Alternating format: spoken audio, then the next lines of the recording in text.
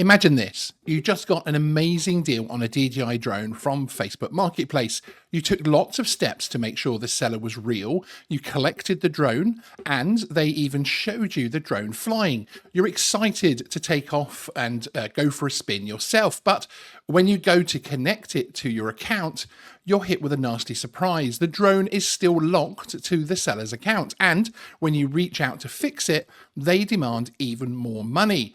Does that sound familiar? Well, unfortunately, this is a growing scam that's costing buyers hundreds of pounds in the UK at the moment.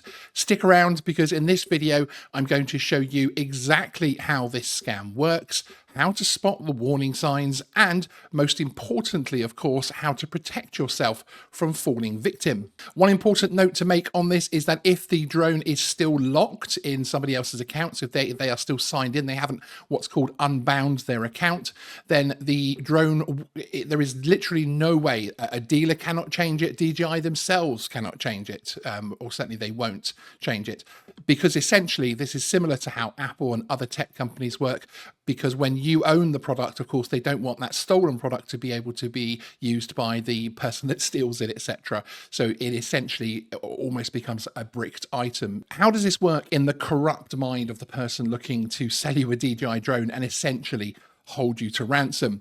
Often how this works is that you will show up, and again, they will show you everything. It would look like it's a great drone. They'll even show it flying. And of course, in these types of scenarios, you're going to allow them to fly it because of course you don't own that drone yet. You therefore have seen it flying, you're happy.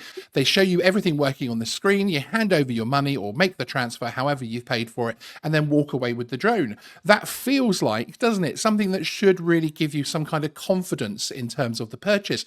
But as I say, then people, when they return home, are actually finding that the drone is still bound to that person's account. Recently, we attended the DroneX trade show in London, and one of our wonderful viewers, we're approached by many viewers, thank you everybody that came to say hello, but one of our viewers came to us and spoke at length and showed me screenshots, everything else of this terrible situation. Remember, these people are basically setting up their whole system deliberately to scam you for some extra money. So he found a DJI Mini 3 Pro online, was very happy with it. The seller had other sales, that type of thing. It seemed like a reasonable price. It wasn't a steal of a price or anything else like that. He asked lots and lots and lots of questions, and he went through his own checklist. As someone that buys reasonably often from Facebook Marketplace, he went through his own little checklist.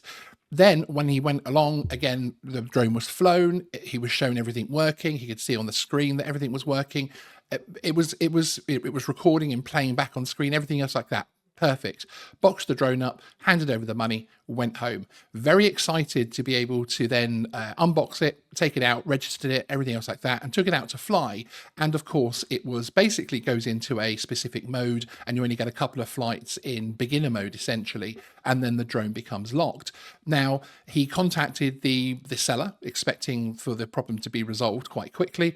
And of course, they then sent him messages, which I've seen via screenshots, where they basically demanded another £150, or they're just not going to unbind their account from the drone. So it seems like this was actually a deliberate thing. Interestingly, once I came back from the DroneX show, which was back in September, it was fresh in my mind then, and it kind of slipped from my mind.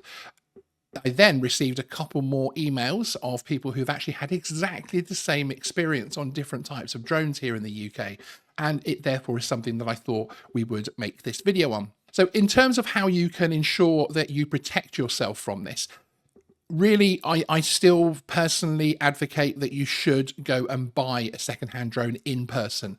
Buying them online, unless you're doing so from a retailer or from a proper a retail outlet or a proper reseller that's going to be offering you guarantees and all the other types of things.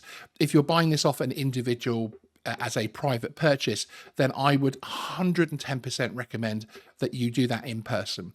And the thing you need to ensure is that you can sign in on the drone before you hand over the money, basically. If they're sort of like, I'm not letting you because you can sign in and not unlock, etc., most reasonable people will allow this to happen. Perhaps pay the money but don't leave the property, or hold a small amount back until you can sign in, and do it at the property, or do it just outside the property if you have to. But have that as an agreement before you go to the property, before you go to the meeting place.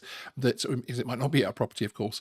Before you meet up with them, have that as an agreement that you need to sign in before the full payment is made. One of the issues here, of course, is that because it's an in-person purchase, so generally cash or transfer, you don't have protections of things like credit card payments when you're buying things from retailers, and you don't have PayPal protections, and although they can be quite limited to help you from that point of view as well. Now, in terms of my advice to the gentleman that I met at DroneX and those that emailed me, was certainly to contact police on this.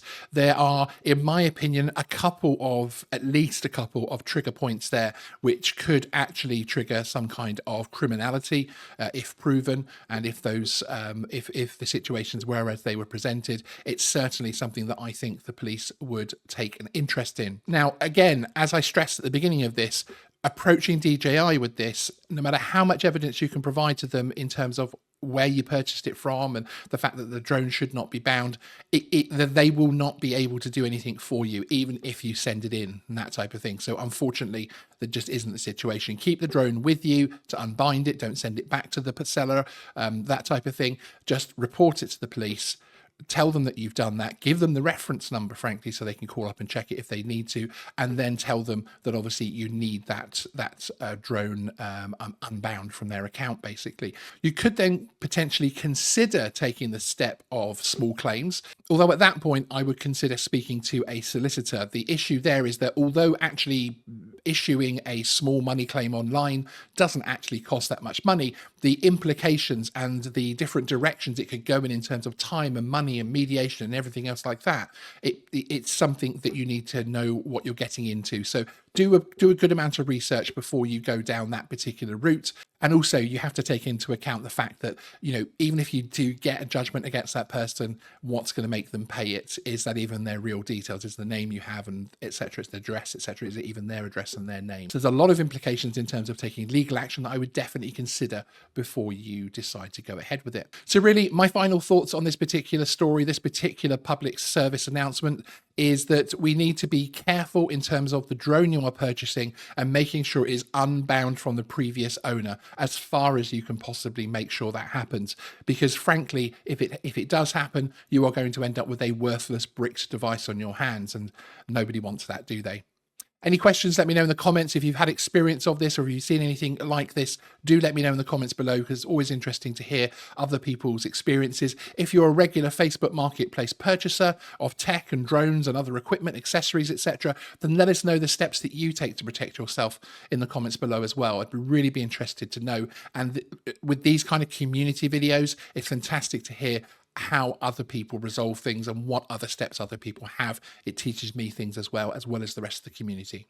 Sean out.